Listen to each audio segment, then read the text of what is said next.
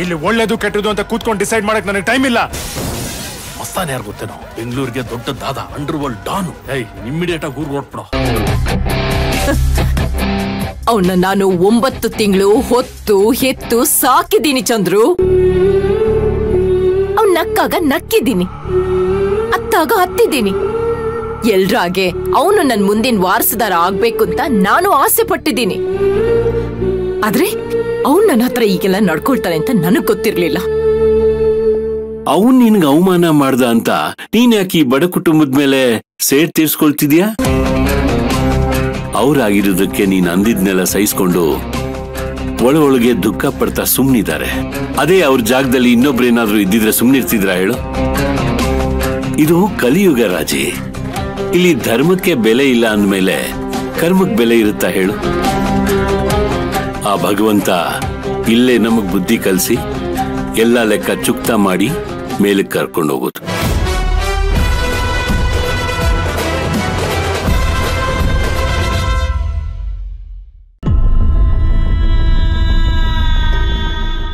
ನಿಮ್ ತಾಯಿ ದೃಷ್ಟಿನಲ್ಲಿ ನಾವ್ಯಾರೋ ಮನುಷ್ಯರೇ ಅಲ್ಲ, ಅವ್ರ ದೃಷ್ಟಿನಲ್ಲಿ ನಾವೆಲ್ಲರೂ ಭಿಕ್ಷಕರು.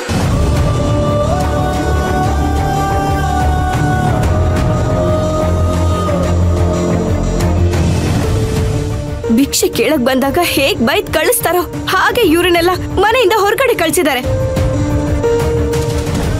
ಅಲ್ಲಿಗೆ ಅವ್ರ ಕೋಪ ಕಮ್ಮಿ ಆಯ್ತು, ನಿಮ್ಮ ಆಸೆ ನೆರವೇರಿತು ಅಲ್ವಾ? ಏನ್ ಹೇಳ್ತಾ ಇದೀಯ ನೀನು? ನಿಮ್ಮನ್ನೆಲ್ಲ ಈ ರೀತಿ ಹೊರಗಡೆ ಹಾಕಿ ಇಲ್ಲಿ ಊಟ ಮಾಡೋದು, ನಾನ್ ಕಣ್ಣಾರೆ ನೋಡೋದು ನನ್ನ ಆಸೆನಾ? ಮತ್ತೆ ನೇನು, ನೀವು ನಿಮ್ ತಾಯಿ ಮೇಲಿರೋ ಕೋಪಕ್ಕೆ ತಾನೇ ನನ್ನ ಮದ್ವೆ ಆಗಿದ್ದು. ಈಗ ಅವರು ನಿಮ್ ಮೇಲಿನ ಕೋಪಕ್ಕೆ ನಮ್ಮನೆಯವ್ರನ್ನೆಲ್ಲ ಅವಮಾನ ಮಾಡ್ತಿದ್ದಾರೆ. ಅಲ್ಲಿಗೆ ಸರಿ ಹೋಯ್ತಲ್ಲ. ಒಟ್ನಲ್ಲಿ ನಿಮ್ಮಿಬ್ರ ಆಟಕ್ಕೆ ನಾವ್ ಬಲಿ ಆಗ್ತಿದೀವಿ ಅಷ್ಟೇ. ಹೇ, ನೀನ್ ನನ್ನ ತಪ್ಪಾಗಿ ತಿಳ್ಕೊತಾ ಇದೀಯಾ? ಹಾಗೇನು ಇಲ್ಲ ಚಿಕ್ಕ ಯಜಮಾನ್ರೆ, ನಾನು ಸರಿಯಾಗಿ ತಿಳ್ಕೊಂಡಿದ್ದೀನಿ.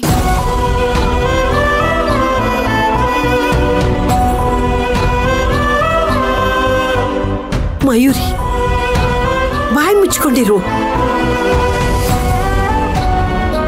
ಚಿಕ್ಕ ಯಜಮಾನ್ರು ಅವರು ನಿನ್ ಗಂಡ ಕಣೆ, ಅವ್ರಿಗೆ ಮರ್ಯಾದೆ ಕೊಡೋದನ್ನ ಕಲಿ. ಅಕ್ಕ ಹೇಳ್ತಿರೋದ್ರಲ್ಲಿ ಏನ್ ತಪ್ಪಿದೆ ಅಜ್ಜಿ? ಅವ್ರು ಹಾಗೆ ಮಾಡಿರೋದಕ್ಕಲ್ವಾ ಇಷ್ಟೆಲ್ಲ ಅನ್ಭವಿಸೋ ಹಾಗಾಗಿರೋದು.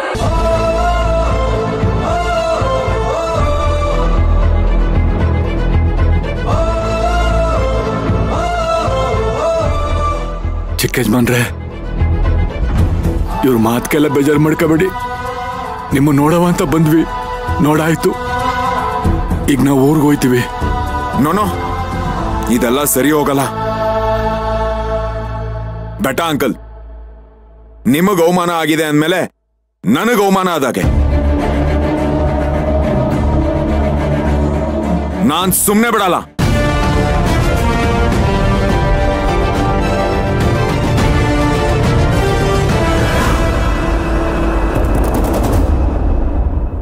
ಚಂದ್ರು, ನನಗೆ ನಿಮ್ ಬುದ್ಧಿವಾದದ ಅವಶ್ಯಕತೆ ಇಲ್ಲ. ನನ್ಗೂ ಕೇಳಿ ಕೇಳಿ ಕೇಳಿ ಸಾಕಾಗೋಗಿದೆ. ಬೇರೆ ಏನಾದ್ರೂ ವಿಷಯ ಇದ್ರೆ ಹೇಳಿ. ನಾನು ಅವ್ರನ್ನ ಹೊರಗಡೆ ಹಾಕಿ ಸಮಾಧಾನವಾಗಿದ್ದೀನಿ. ಬೇರೆ ಏನಾದ್ರೂ ಖುಷಿ ವಿಷಯ ಇದೆಯಾ ಹೇಳಿ. ಸುಮ್ನೆ ಸಮಾಧಾನದಲ್ಲಿ ಇದೀನಿ ಅಂದ್ರೆ ನಾನ್ ನಂಬಿಡ್ತೀನ? ಅವ್ರನ್ನ ಹೊರಗಡೆ ಹಾಕಿರೋದು ತಾರಕ್ ಗೊತ್ತಾದ್ರೆ ಅವನ್ ಏನ್ ಮಾಡ್ಬಿಡ್ತಾನೋ ಅನ್ನೋ ಭಯದಲ್ಲಿ ಇದೆಯಾ ಅಂತ ನಂಗೆ ಚೆನ್ನಾಗ್ ಗೊತ್ತು.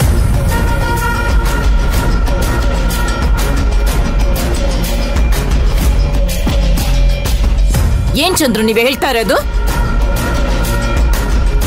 ನಾನ್ ನನ್ ಮಗನ್ಗೆ ಹೆದರ್ಕೊಳ್ತೀನ? ಇಷ್ಟೇ ನೀವ್ ನನ್ನನ್ನು ಅರ್ಥ ಮಾಡ್ಕೊಂಡಿರೋದು? ರಾಜಿ, ನಿನ್ ಜೊತೆ ನಾನು 35 ವರ್ಷ ಸಂಸಾರ ಮಾಡಿದ್ದೀನಿ. ನಿನ್ ಪ್ರತಿ ನಗು ಸುಖ ದುಃಖದಲ್ಲಿ ಸಮನಾಗಿ ನಿಂತಿದ್ದೀನಿ. ನಿನ್ನ ಪ್ರತಿ ಉಸಿರಾಟದ ಏರಿಳಿತದಲ್ಲಿ ನೀನ್ ಯಾವಾಗ ಹೇಗಿರ್ತೀಯ ಅನ್ನೋದು ನಂಗೆ ಚೆನ್ನಾಗ್ ಗೊತ್ತು. ನೋಡು, ಕೋಪ ಬಂದಾಗ ನೀನಾಗಿರೋದಿಲ್ಲ. ಆ ಸಮಯದಲ್ಲಿ ಏನ್ ಬೇಕಾದ್ರೂ ನಿರ್ಧಾರ ತಗೊಂಡ್ಬಿಡ್ತೀಯ. ಅದನ್ನೇ ಬೇಡ ಅಂತ ಹೇಳ್ತಿರೋದು. ಇಷ್ಟು ದಿವಸ ಮಗನಿಗೆ ಮದುವೆ ಆಗ್ಲಿಲ್ವಲ್ಲ ಅಂತ ಯೋಚನೆ ಮಾಡ್ತಿದ್ದೆ. ಈಗ ಮದುವೆ ಹೀಗಾಗೋಯ್ತಲ್ಲ ಅಂತ ಯೋಚನೆ ಮಾಡ್ತಿದ್ಯಾ?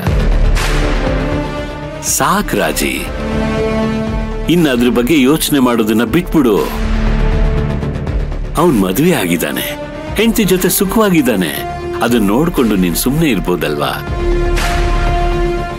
ಅದನ್ ಬಿಟ್ಟು ನೀನ್ ಎಲ್ರ ಮೇಲೂ ಕೋಪ ಮಾಡ್ಕೊಂಡು ಅವ್ರಿಗೆ ಅವಮಾನ ಮಾಡಿದ್ರೆ ತಾರಕ್ ಗೊತ್ತಲ್ಲ, ನಿನ್ಗೆ ಅವಮಾನ ಮಾಡೋ ಕ್ಷಣಗಳನ್ನೇ ಅವನ್ ಕಾಯ್ತಾ ಇರ್ತಾನೆ. ಅದಕ್ಕೆ ದಯವಿಟ್ಟು ಅವಕಾಶ ಮಾಡ್ಕೊಡ್ಬೇಡ ರಾಜಿ. ನಿನ್ ಕೈ ಮುಗಿದ್ ಕೇಳ್ಕೊತೀನಿ, ಇದು ನಿಲ್ಗೆ ನಿಲ್ಲಿಸ್ಬಿಡು.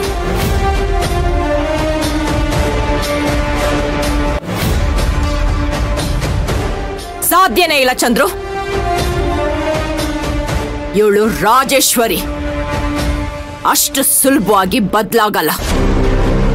ನನಗೆ ನಂದೇ ಆದ ಸ್ಟೇಟಸ್ ಇದೆ, ಹೊರಗಡೆ ಒಂದು ವ್ಯಾಲ್ಯೂ ಇದೆ. ಅದನ್ನ ಕಷ್ಟಪಟ್ಟು ಉಳಿಸ್ಕೊಳ್ಳೋ ಪ್ರಯತ್ನ ಮಾಡ್ತಾ ಇದ್ರು ಇವರೆಲ್ಲರೂ ಸೇರಿ ಡ್ಯಾಮೇಜ್ ಮಾಡ್ತಾ ಇದ್ದಾರೆ. ಈಗ ಅದನ್ನ ಸರಿ ಮಾಡ್ಕೊಳ್ಳೋ ಪ್ರಯತ್ನ ಮಾಡ್ತಾ ಇರ್ಬೇಕಾದ್ರೆ ನೀವು ಬಂದು ಏನೇನೋ ತಲೆ ಕೆಡಿಸ್ಬೇಡಿ. ನಿಮ್ ಪಾಡಿಗೆ ನೀವ್ ಎದ್ಬಿಟ್ರೆ ಅದೇ ನೀವು ನನಗ್ ಮಾಡೋ ದೊಡ್ಡ ಸಹಾಯ. ಆ ಸೂರ್ಯ ಹುಟ್ಟೋ ದಿಕ್ಕು ಬದಲಾಗ್ಬೋದೇನೋ, ಆದ್ರೆ ಈ ರಾಜೇಶ್ವರಿ ಯಾವತ್ತೂ ಬದಲಾಗಲ್ಲ.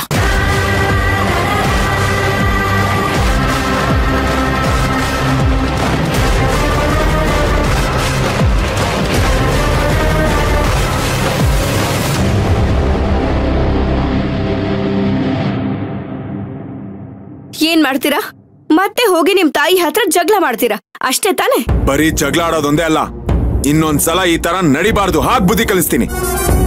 ಬೇಡಪ್ಪ, ಬೇಡ ಚಿಕ್ಕ ಯಜಮಾನ್ರೆ. ನಮ್ಮಿಂದ ತಾಯಿ ಮಗನ ಸಂಬಂಧ ಹಾಳಾಗೋದ್ ಬೇಡ ಬೇಡ. ಅಜ್ಜಿ, ಅದೆಲ್ಲ ಹಾಳಾಗಿ ತುಂಬಾ ವರ್ಷಗಳೇ ಆಗೋಗಿದೆ.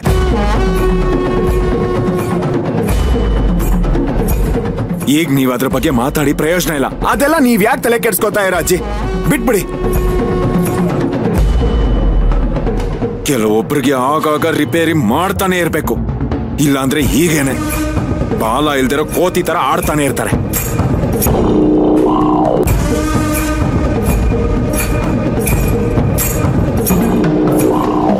ನೋಡಿ, ಅವ್ರ ಪರವಾಗಿ ನಾನ್ ನಿಮ್ಮ ಹತ್ರ ಕ್ಷಮೆ ಕೇಳ್ತೀನಿ. ದಯವಿಟ್ಟು ಕ್ಷಮಿಸಿ.